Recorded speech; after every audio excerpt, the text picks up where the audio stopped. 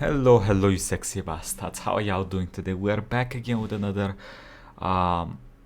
Patreon and YouTube member Sunday. So let's see what y'all have selected for me to watch for today.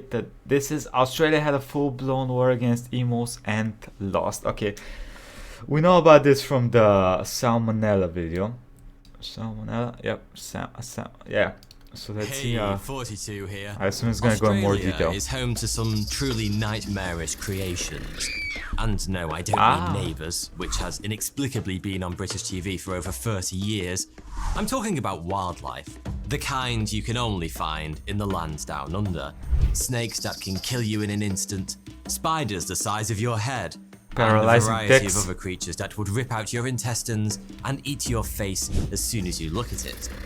With that in mind, you'd think that if the Australian government ever decided to declare all-out war on one of the creatures that roam their beautiful land, it would be on something venomous, carnivorous, or at the very least, mildly bad-tempered.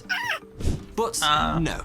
In perhaps the greatest version of man vs. beast ever recorded, the Aussies went after the emu. Emu? The ensuing struggle was so bloody, it is today known as the Great Emu War of 1932. And no, I'm not making that up. But you can see why the government would want to go to town on these fearsome creatures, can't you? Just look at them. No. The baleful dead eyes, the small but probably very deadly beak. Last time I checked, being ugly doesn't mean you get to get killed. Okay, so. The stubby legs that could quite happily kick your elderly grandmother to death. But actually, the reasons for wanting to commit mass emucide were a bit more complicated than that. After World War I, the government decided to give their discharged veterans some land in Western Australia. Okay. So they could live out their days as farmers, have a bit of peace and quiet, and try to forget all about the horrors of war. It sounded good on paper, but in reality, it didn't quite turn out to be the utopia the veterans had expected. The land was unfertile and the farming hard, backbreaking work. And then the Great Depression arrived in 1929 to make things even worse. Wheat prices fell precipitously. The government failed to follow through on promised subsidies for farmers. Damn. And then, in 1932, just to add insult to injury, the emus turned up. 20,000 of them. Wait. And what was worse, they were hungry. It must not just come up 20,000. What? They didn't just teleport, they didn't spawn in. Where did they come from? For the sweet taste of man flesh. Well, okay, wheat. But still, they were hungry. You could even say they were peckish. Mind you, this wasn't the first time the emus had made themselves known to man. Far from it. Up until 1922, emus had been a protected species.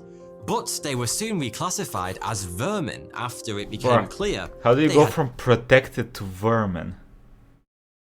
Protected means there's not enough of you. Well, there is a chance of extinction, right? And vermin means you're a piece of shit. Kill him.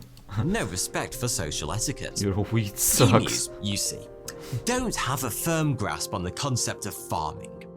Through the eyes of an emu, a farm is basically a very convenient kind of all-you-can-eat buffet. But farming in Western Australia is hard enough as it is. So, when a horde of weird-looking birds comes along to joyfully munch through the literal fruits of your labour, you aren't going to lie down and take it. So, in 1923, a bounty system was introduced, offering cash for every emu killed. It seemed like a good idea at the time, and it probably would have worked pretty well, if it hadn't been for the numbers. These ex-military farmers, Peck the peckers, get the cash, were all well trained with a rifle, of course. But even with all their human-killing expertise, they were unable to slow the wave of feathered enemies heading towards them across no man's land. They simply didn't have enough ammo. By the time 1932 rolled around, it had become abundantly clear that unless someone invented a bomb that specifically vaporized emus, the farmers were going to need more guns, specifically More ammo? of the large, fully automatic variety. Soon enough, several of these ex-soldiers were knocking on Minister of Defence Sir George Pierce's door, Oh, he's a asking sir. for more firepower. He's a sir. Feather-penetrating rounds, beak-seeking missiles, and of course, a lot more ammunition. Okay, so they didn't ask for any of those things. For reasons I can't explain, they appear to have had almost no interest whatsoever in puns. But they did ask for machine guns with which to battle their emu opponents. And amazingly, the government agreed, Gave 'em, not okay. only providing the weapons in the form of 2 Lewis guns, but also sending in the army to wield them. The transport of fresh soldiers was paid for by the Western Australian government, and the farmers provided food, accommodation, and paid for the ammunition. Wow. It was probably overkill, but as far as Pierce was concerned, the birds would provide good target practice for his men, and the feathers could be used to make hats for the light horsemen. After all, I mean, they have meat as well, right? Meat's good. It's delicious, I assume. I mean, it's a giant chicken. if you're killing thousands of birds with 2 machine guns, you might as well kill 2 birds with 1 stone whilst you're at it. The operation was led by Major GPW Meredith of the 7th Heavy Battery of the Royal Australian Artillery.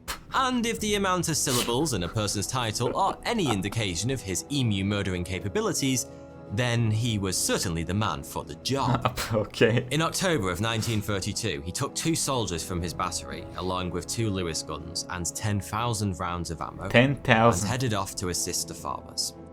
During the first day, however, the war was called off by rain, which admittedly makes it sound more like a tennis match at Wimbledon than a serious military No campaign. killing today, You lads. couldn't imagine Hitler saying, "Hold on, lads, our panzers are getting damp. Let's invade Poland tomorrow." I like how it went from Anyway, this Emus to unexpected Hitler. downpour made the enemy scatter, okay, though. which was a significant problem. Because when you're trying to fire a barrage of machine gun bullets into a crowd of emus, you really don't want them to start valuing their personal space. But by the 2nd of November, hostilities had resumed once more. It was at this point Meredith and his men attempted to herd about 50 emus into a small area to make sure they were in range of the guns. But the emus appeared to cotton on to this plan and responded by employing their own version of guerrilla tactics, scattering into smaller units so tactics? they were difficult to target en masse. Even so, a stubby little beak versus a machine gun isn't exactly a fair fight, and sadly quite a few valiant birds lost their lives that day. valiant birds. But it took so many bullets to Oh, do God. the job that questions began to be asked as to whether the whole machine gun the emus thing was economically viable. Why did they do that? Isn't it better to take them shot by shot, like 1 per 1, like actual hunting? Why the fuck are you shooting a machine gun at emus? Maybe financial warfare was part of the emus' They battle will plan all win. along, although they've never been known for their accountancy skills. Either way, Meredith had obviously vastly underestimated the enemy. Not only were they becoming increasingly amused. difficult to hit, but when his men did manage to shoot one, most of the birds seemed to just take it in their stride. So much so that it was taking an average of 10 bullets to bring down a single emu. What? Although admittedly, What? No, I mean, it's probably gonna die on its own after a while, right? that it was taking an average of 10 bullets Nah. to bring down a single emu. The fuck are they Although bulletproof? admittedly most of those shots missed their mark in the first place. Major Meredith later said, "If we had a military with the bullet carrying capacity of these birds, it would face any army in the world. They can face machine guns with the invulnerability of tanks." And if that's true, why were they still using tanks in World War II? I just ride the Shouldn't emus. the Allies have ditched their armoured vehicles and ridden into Berlin on emus instead? The war of man versus feathery beast continued, but frankly, by this point it was a comedy of errors. The next thing Meredith did was to set up an ambush near a local dam. And on the next thing Meredith did was to set up an ambush near a local My boy set up an ambush for emus. I mean, technically it's not bad. They're gonna go drink water at some point, right? So dam. and on the 4th of November, over 1,000 emus were spotted heading towards it. Everything was going swimmingly.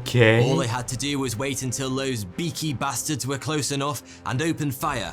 But as the birds finally got within range, the Lewis guns jammed, and only 12 emus were killed, whilst the rest legged it. Yet another day in the Great Emu War of 1932 was over without too much to write home about. Meredith was clearly struggling to match wits with his emu equivalent. And as crazy as it may sound, it really did seem like the enemy were operating under orders. In fact, several days into the war, observers noted that each pack of emus appeared to have its own general. A big guy about 6 foot high with black feathers who called the shots and kept watch whilst the other emus helped themselves to crops. And is it just me, or do you imagine him wearing a battle-scarred helmet on his tiny head, cigar clamped tightly in his beak, and saying things like, "I love the smell of napalm in the morning"? No, No, just no, me I then. don't. Out of frustration, or maybe pure desperation, the army mounted one of the Lewis guns on a truck and tried to mow down the emus that way. The emus, however, were like Usain Bolt on speed.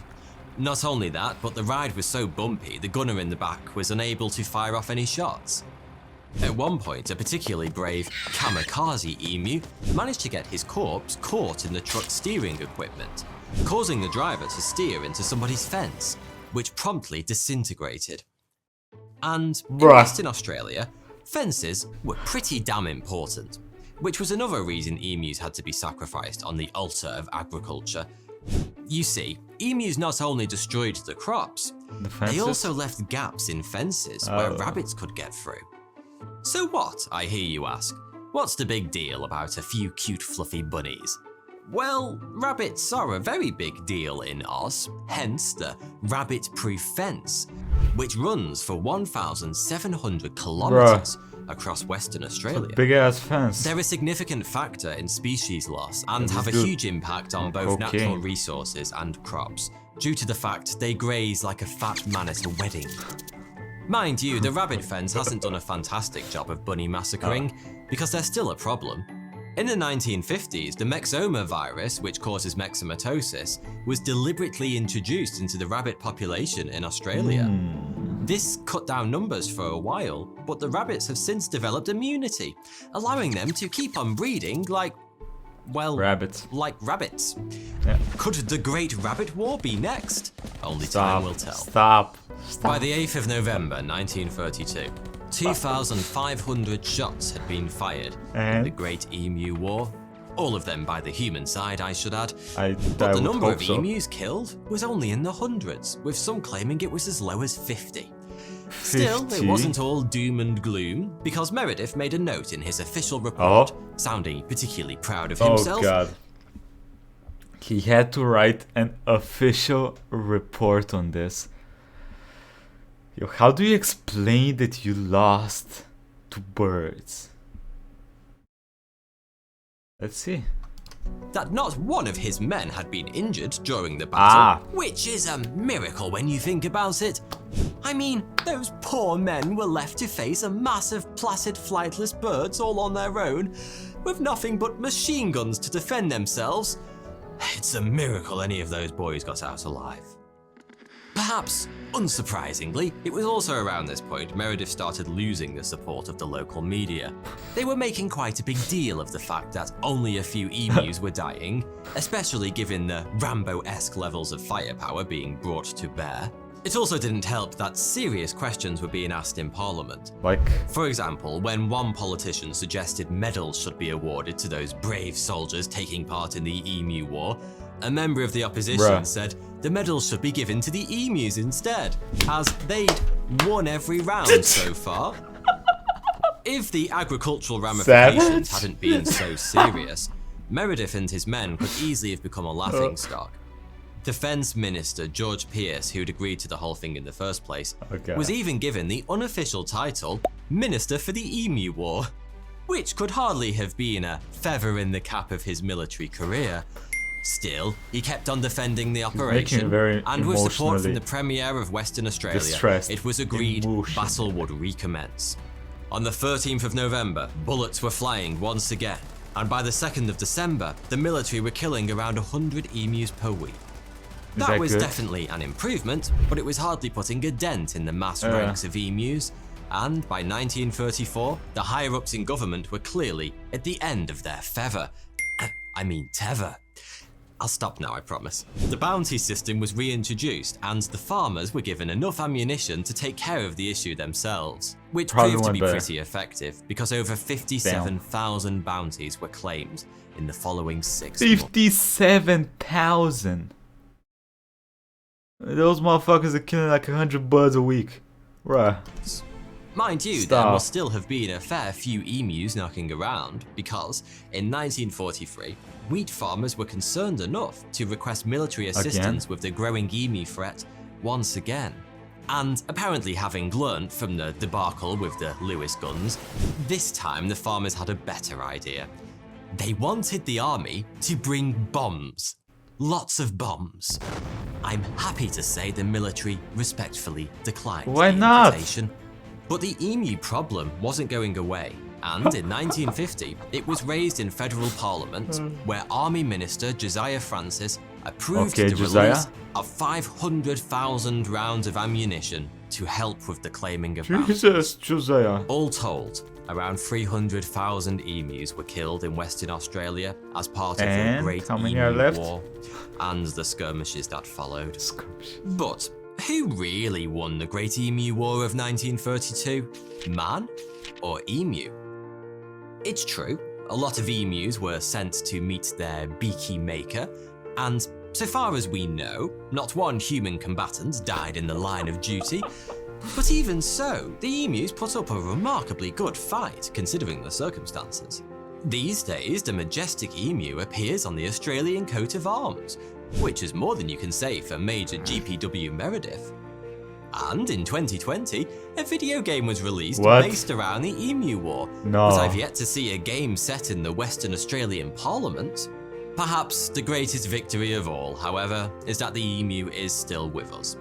And it's thankfully now illegal for anyone to murder them with machine guns, bombs, or anything else for that matter. For now. So maybe that sarcastic politician was right.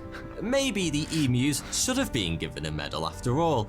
And maybe they certainly got a certain type of metal given to them. You know, ammo shooting them in the body.